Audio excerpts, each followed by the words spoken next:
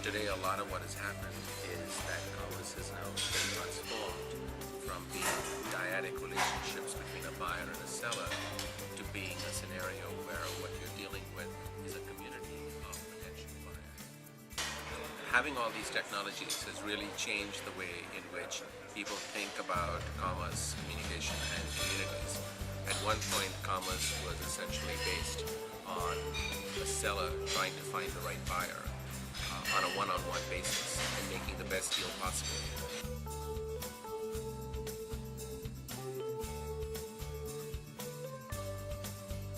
And the goal of commerce today is to make a website as a host of that community so that people come to the website not just to buy a product but to meet like-minded people, to be able to share with them ideas about these products, to be able to have suggestions on how to make the products better, as well as to learn from one another about what happens in the future of that particular product.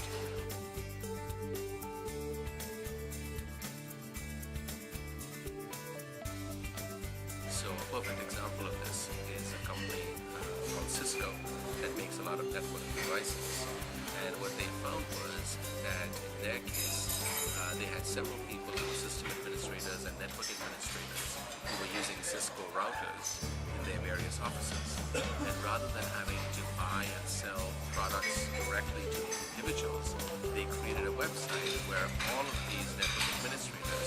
would form a community where they would trade ideas with one another, help one another with troubleshooting problems with the network routers that Cisco was selling. And Cisco could then focus on the fact that they had